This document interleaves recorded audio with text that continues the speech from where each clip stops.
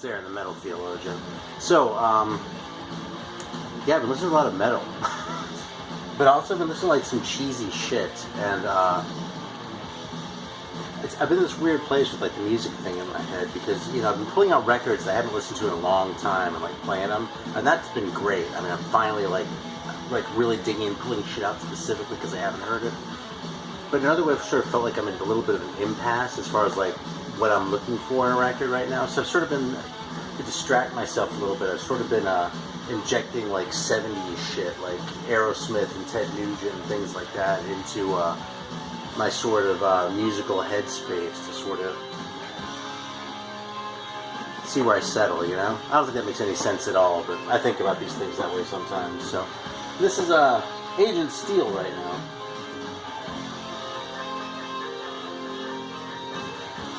Yeah, a band I slept on for a long time, but it's really good stuff, you know?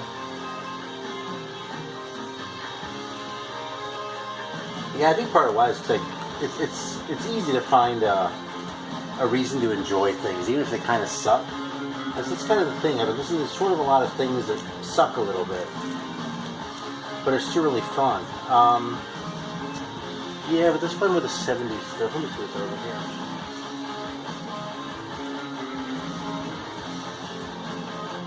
Oh yeah, fucking.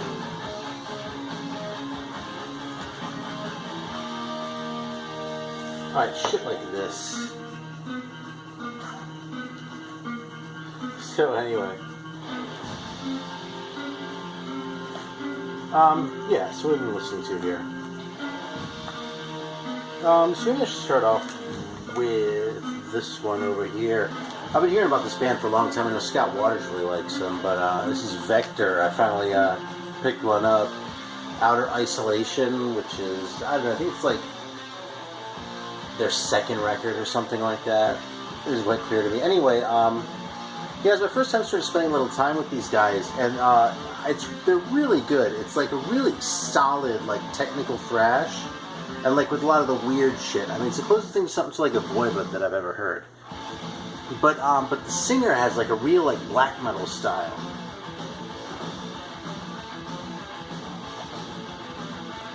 And as I was listening to the record, that kind of kept throwing me, you know what I mean?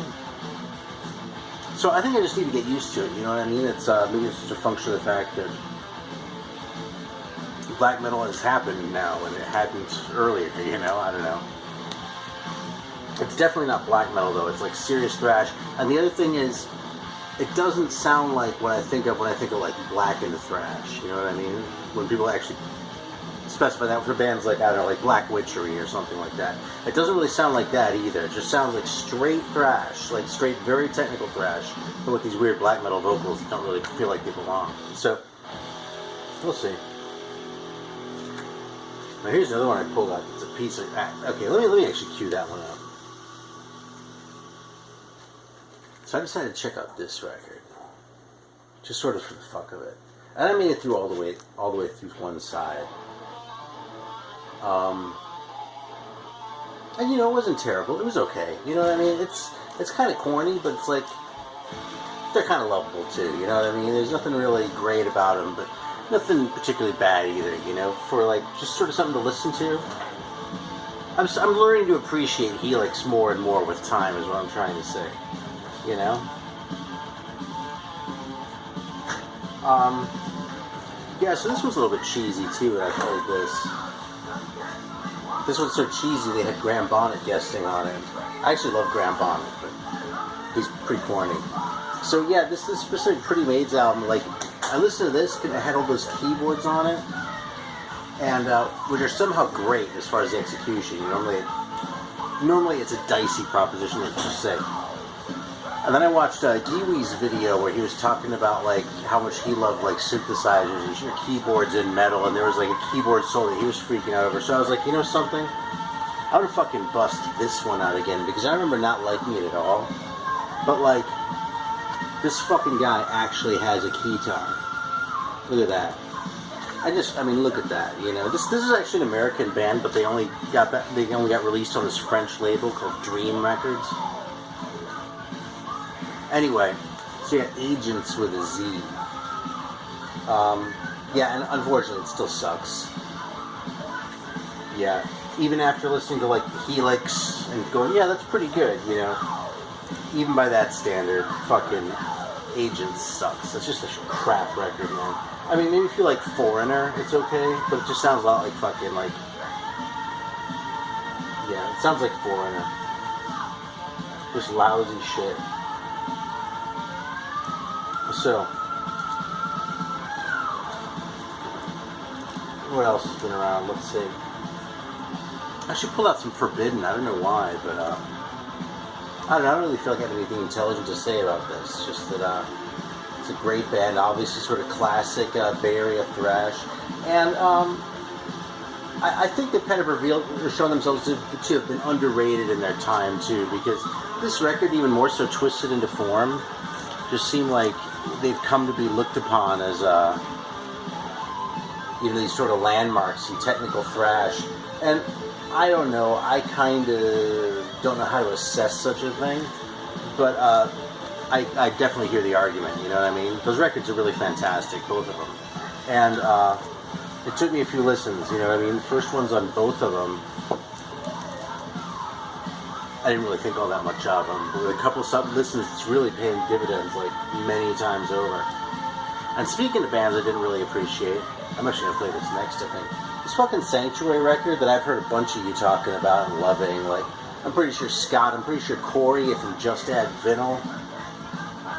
You know, this Sanctuary record seems to get a lot of love, so I finally got it a couple years ago now, actually, when I found it someplace for about 20, you know, and something I was willing to pay. I took it home, I was like, yeah, this is pretty cool, but like, just recently I pulled it out again, and this is just fantastic, man.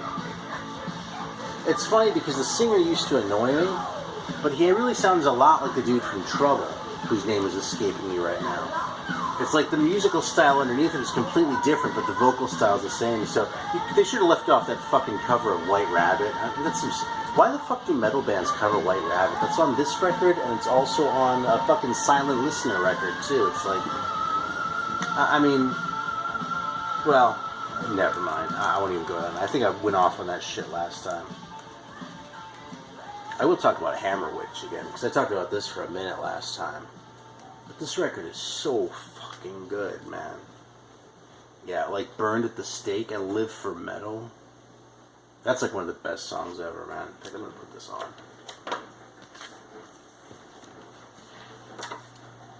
Yeah, sorry if you're like a big Agent Steel fan and I just japed you by stopping the record prematurely.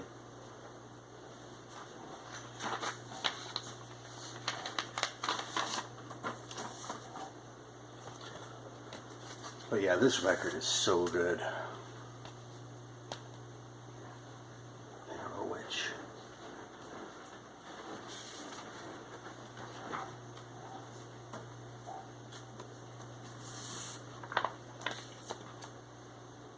Well, you gotta love these labels. It's so private looking. You know, that's the kind of shit that I really geek out over. You know, it's cool to have shit on like the underground labels, and even like the classic, you know, labels that were independent, like the Combats and the Metal and the Music for Nations. But my favorite ones are always little private pressings.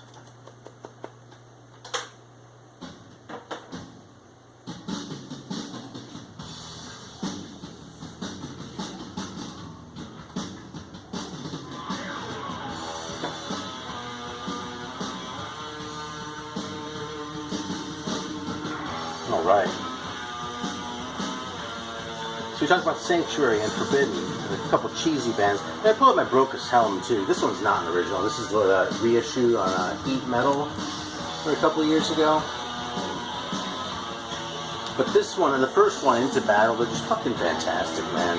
Just really, I don't know, man, they're just rocking in a way that's really kind of unique. It's like, in spirit, they're totally epic metal, but in execution, there's way too much Motorhead mixed in for it to be epic metal, you know what I mean? And somehow it all just gels together into a great thing. So yeah, here's the other one. If you're into this shit and you don't know Brokus Helm, hey, this is Into Battle. Alright, so what else do we have here? Oh, hey, here's another one I gotta hype a little bit.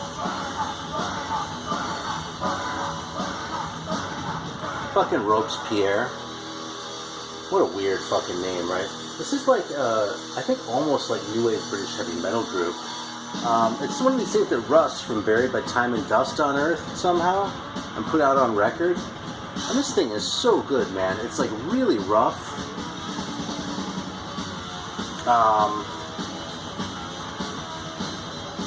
You know, it sounds like demos, but it doesn't sound like shitty sounding demos. It sounds like really good sounding demos. Like the band is rough. You know what I mean? Like the singing sounds really kind of rough and shit. But it's just awesome, man. The songs are great. Yeah, I think I'm gonna play it actually after this. I keep saying that with like every fucking record. That's what happens, so. Yeah. Hey, you know another band that I've really come to appreciate is Malice. Again, this is kind of corny, I suppose, but I wouldn't put the fucking record away. I'm over it.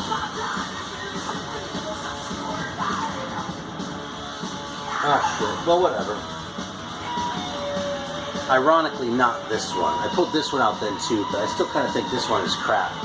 But the one after this, License to Kill, that's I mean, it's a cheesy record, okay? It's pretty fucking corny, but it's just good, man. It's just kind of fun, you know what I mean?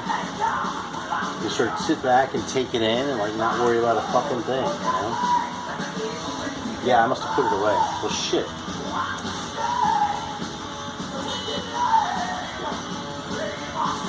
I pulled this out. I figured I had to have at least one record by the Rods.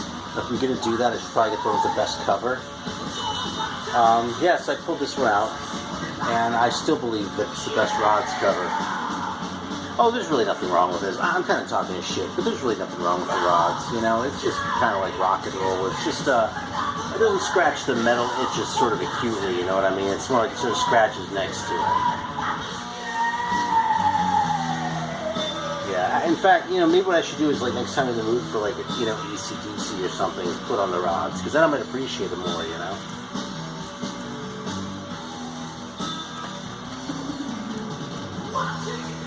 Alright, here's another one I pulled out that I still don't get. This one, Culprit, Guilty as Charged.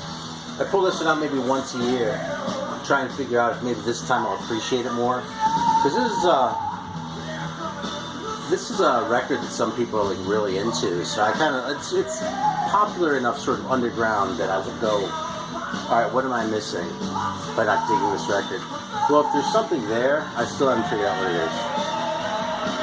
I don't think this record's bad. I mean, I think it's fine. It's just not very interesting. None of the songs are memorable, and it doesn't really leave an impression. It just sort of slides right off you, you know? So, yeah, in fact, I'm going to put that one away.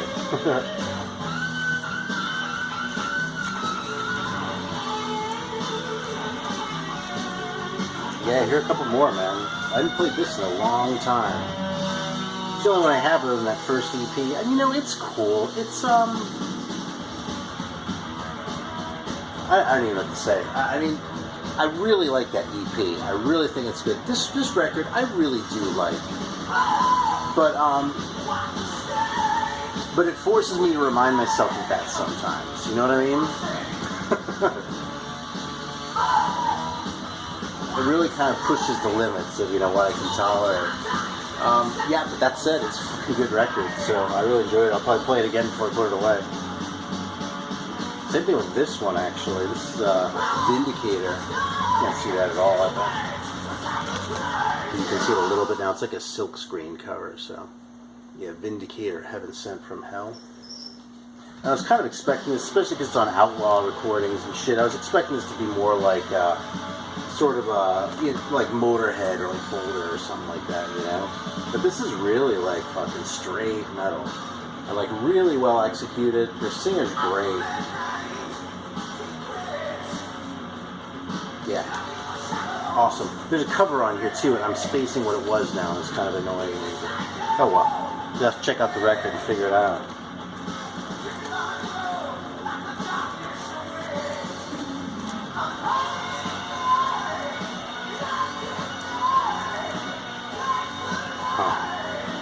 Yeah, I don't know, I feel like I'm kind of running low here. Oh, wait a minute, this one's great.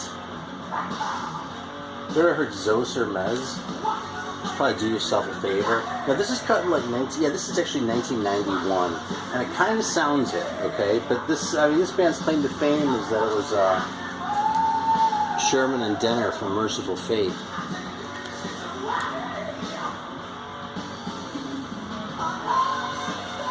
So yeah, this is some of that proggy shit going on too. It doesn't have the Satan shit going on, although they do the song Desecration of Souls, which is kind of funny. Like, it's not really a cover, I suppose, if they wrote it, but, you know. It's a very different interpretation, actually. It's kind of worth hearing if you have the slightest interest in covers, just because it doesn't completely transform it, but it just reinterprets it its own way. It's like they got the sheet music and like, oh, okay, here's how we're going to perform it, rather than listening to the record, like imitating King Diamond and that kind of shit. So from that standpoint, this is one of the most interesting things I've heard in a while. But overall, this is just a really cool sort of pretty proggy metal thing. It sounds where you can sort of hear its lateness, but it's still really cool, man. There's lots of good Danish metal, actually. Alright, let me see what else is over here with the corny records. Yeah, okay, check this out. You know what one of the corny records is? I haven't listened to this record in so many years, I can't even remember it. So, I had one once before, I didn't really think much of it. Now it's like, I know the hits, but I don't know if I've ever really sat down and played this thing all the way through. So, like, I'm taking the opportunity to educate myself. I always thought Aerosmith was crap, and I've really come around. I fucking love those early Aerosmith records now. The Who, I can't name a fucking Who song that I like dislike. You know what I mean? So yeah, what the hell? We'll give it a chance. Actually, I know the '60s Who stuff pretty well too. That's the other thing. It's specifically '70s Who, like My Generation, like Magic Bus and that shit. Like I don't need those records. They used to have that. Absorbed as much of it as I was ever going to, and I was into that whole like '60s vibe more, you know.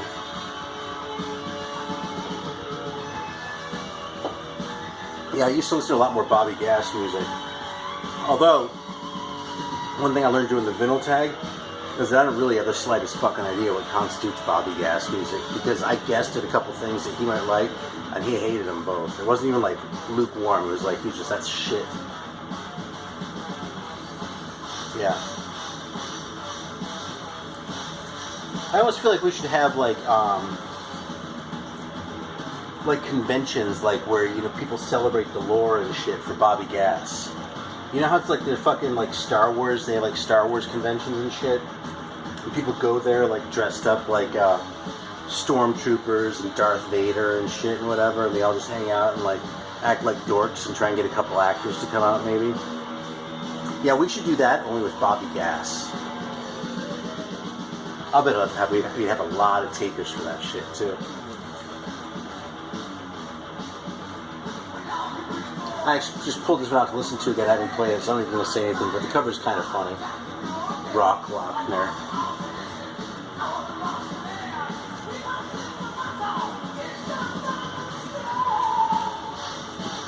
Here's another one that doesn't live up to the cover. What's this?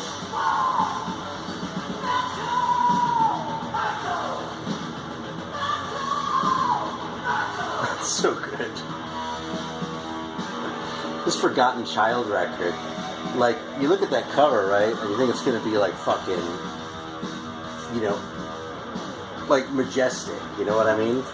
Fucking, the first song was like pretty rockin', you know, I think the first song was their signature song too, and then they kind of go off and do like fucking Van Halen shit. Like, the whole rest of the record is more like party metal. This record really kind of sucks. Like, if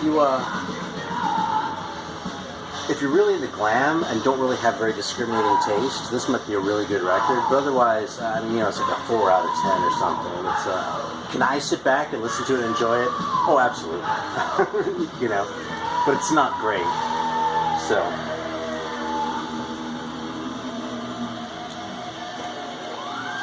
yeah. Here, I'm going to show this one just for Scott Waters. I'm close to the end here.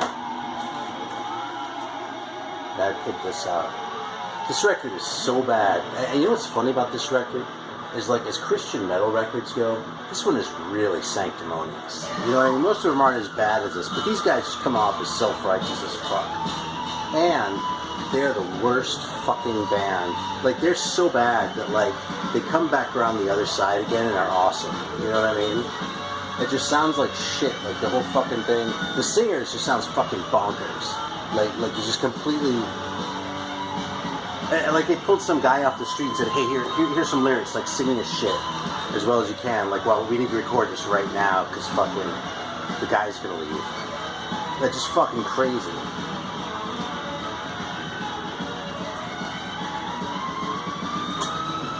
Yeah, fucking Torn Flesh, Crux of the Mosh. This is like the jewel of the pure metal catalog there.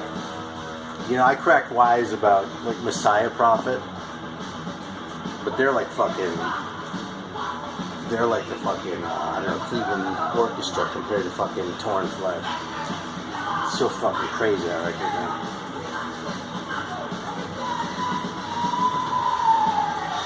Here's a great one, too. In fact, I think I showed the first Hallows Eve last time.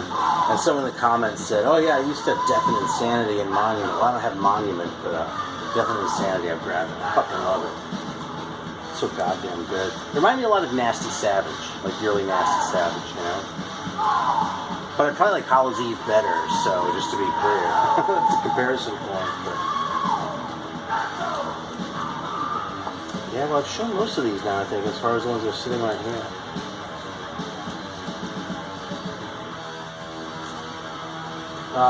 Yeah, I'll show you. Oh, hey, here's License to Kill.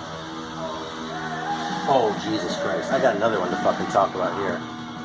So much for finishing. Here's the Maoist one. I gotta put another fucking record because I can't just sit here and talk in quiet. Alright, forget about what I said earlier. I'm just gonna play this 45 because that'll force me to, like, talk less time. Not that anyone really cares.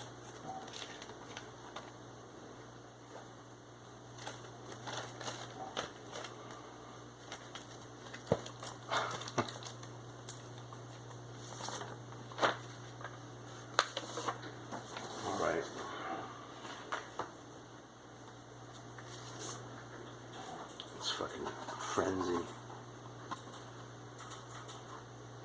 It's the last time. It's Qua Nuavum 45 that never got a reissue that I'm aware of. Actually, I think there was a bootleg one. But other than that, this one single, it's all that ever came out. Yeah, so this is the other fucking record. So I'm pulling out some records that I thought were shitty, like I said, right? Agents, I still thought was shitty. Malice, I was like, no, that's really good. I fucking used to think it was shitty, but I was wrong. Now, I already come around on Agent Steel, so...